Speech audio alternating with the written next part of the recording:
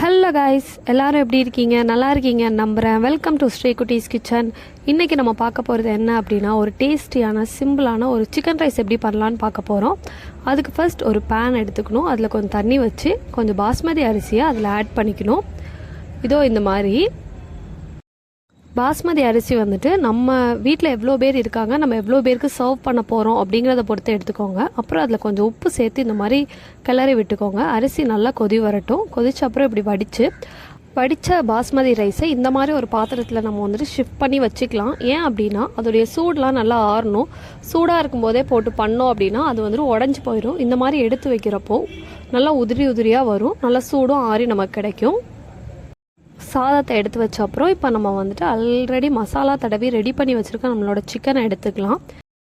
இப்போது நம்ம ஒரு கடாய் அடுப்பில் வச்சு கொஞ்சமாக எண்ணெய் சேர்த்துக்கலாம். ஏன்னா நம்ம ஃபஸ்ட்டு சிக்கனை ஃப்ரை பண்ணி எடுத்துக்கலாம். இந்த மாதிரி எண்ணெய் நல்லா சூடான அப்புறம் நம்ம ஒரு பீஸாக போட்டு நல்ல கலர் வர்ற மாதிரி ஃப்ரை பண்ணி எடுத்துக்கலாம். ஃப்ரை ஆனதும் இந்த மாதிரி எடுத்து தனியாக வச்சு சிக்கன் ஃபுல்லாக பொரிச்சதும் இந்த மாதிரி எடுத்து வச்சுக்கலாம். இந்த மாதிரி நல்ல வீடியோஸ் போடுற நம்மளோட சேனலை எல்லோரும் சப்ஸ்கிரைப் பண்ணிக்கோங்க அண்ட் ஃபாலோ பண்ணிக்கோங்க. உங்களுக்கு அதுக்கப்புறம் என்ன ரெசிபி வேணும் அப்படின்னு நீங்கள் கமெண்ட்டில் சொன்னீங்கன்னா நெக்ஸ்ட் வீடியோவில் நாங்கள் அதை பின் பண்ணி கண்டிப்பாக அந்த ரெசிபியை நாங்கள் போடுவோம். இப்போ நம்ம அடுப்பு ஆன் பண்ணி மறுபடியும் ஒரு கடாய் வச்சுக்கலாம். கடாயில் கொஞ்சமாக எண்ணெய் சேர்த்துக்கலாம். பொரிக்கிற அளவு இல்லை, இதில் ரொம்ப கம்மியாக சேர்த்தா போதும். இப்போ நல்லா தான் நம்ம 2 எக் செலக்ட் பண்ணிக்கலாம். 2 எக்கையும் நல்லா உடச்சி ஊற்றிக்கலாம். எண்ணெய் சூடான அப்புறமா உடச்சி ஊற்றணும். உடச்சி ஊற்றிட்டு லைட்டாக அதில் கொஞ்சம் பெப்பர் போட்டுக்கணும். பெப்பரும் சால்ட்டும் போட்டு நல்லா கிளறி விட்டுக்கணும். இதோ இந்த மாதிரி கட்டியாக ரொம்ப இதாகிடக்கூடாது. பெரிய க்ளம்ஸ் வராமல் குட்டியாக நம்ம பிரேக் பண்ணி விட்டோம் அப்படின்னா சாப்பிட்றதுக்கு நல்லாயிருக்கும். இந்த மாதிரி எக்கு நல்லா வறுத்து எடுத்து வைக்கிறதுக்கு முன்னாடி நம்ம தேவையான வெஜ்ஜீஸ்லாம் எடுத்துடலாம். ஃபஸ்ட்டு நம்ம அழகான கேப்சிகம் நீட்டமாக கட் பண்ணி எடுத்துக்கணும். அப்புறமா பீன்ஸ் அது குட்டியாக கட் பண்ணி எடுத்துக்கணும். அப்புறமா கேபேஜ் இந்த மாதிரி கொஞ்சம் அழகாக கட் பண்ணி எடுத்துக்கணும். அப்புறமா கேரட்டும் குட்டியாக நம்ம கட் பண்ணி எடுத்துக்கணும். இல்லை நீட்டமாக போட்டாலும் ஓகே. இப்போ நம்ம கட் பண்ணி வச்சுருக்க எல்லா வெஜ்ஜீஸையும் நம்மளோட எக்கோடு சேர்த்து ஆட் பண்ணிக்கணும்.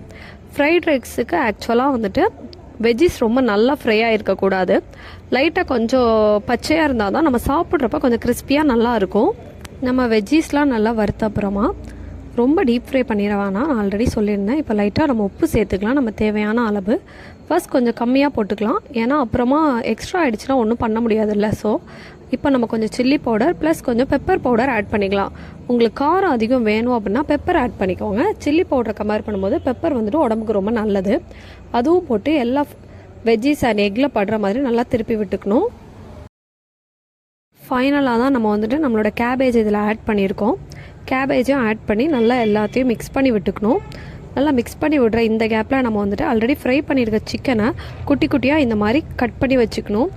இப்போ இதையும் நம்ம இதில் ஆட் பண்ணிக்கலாம்.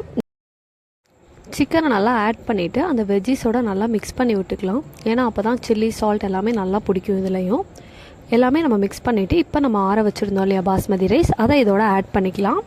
இந்த அருமையான ரெசிபியை நமக்கு கொடுத்தது யார் அப்படின்னா நம்மளோட ஷாக்குட்டி தான் இந்த குக்கிங்கே ப்ரிப்பேர் பண்ணுறாங்க. ஆக்சுவலாக இந்த கிரெடிட்ஸ்லாம் அவங்கள தான் போய் சேரும். இப்போ நம்மளோட சாதத்தில் நம்ம கொஞ்சமாக சோயா சாஸ் ஆட் பண்ணிக்கலாம். நமக்கு தேவையான அளவுக்கு நிறைய வேணால் நிறையவும் கொஞ்சம் போட்டுக்கலாம். அதுக்கப்புறம் கொஞ்சம் உப்பு போட்டுக்கலாம். இப்போது திரும்ப கொஞ்சம் பெப்பர் பவுடர் போட்டுக்கலாம். அது காரத்துக்கு ஏற்ற மாதிரி. நாங்கள் கொஞ்சம் காரமாக சாப்பிடுவோம், ஸோ கொஞ்சம் எக்ஸ்ட்ராவாக சேர்த்துருக்கோம். ஏன்னா வெஜ்ஜீஸ்க்கு போட்டது வந்துட்டு சில டைம் சாதத்துக்கு பத்தாமல் போயிடும். ஸோ நம்ம கொஞ்சம் எக்ஸ்ட்ரா ஆட் பண்ணிக்கலாம். இப்போ நல்லா போட்டு இந்த மாதிரி திருப்பி விட்டுக்கலாம். ஃபைனலி ஒரு ஈஸியான சூப்பரான சிக்கன் ரைஸ் ரெடி ஆகிடுச்சு. இப்போ நம்ம அதை நல்லா சர்வ் பண்ணி நல்லா சாப்பிடலாம். எல்லாருமே இந்த இஃப்தாருக்கு இதை கண்டிப்பாக வீட்டில் ட்ரை பண்ணி பாருங்கள்.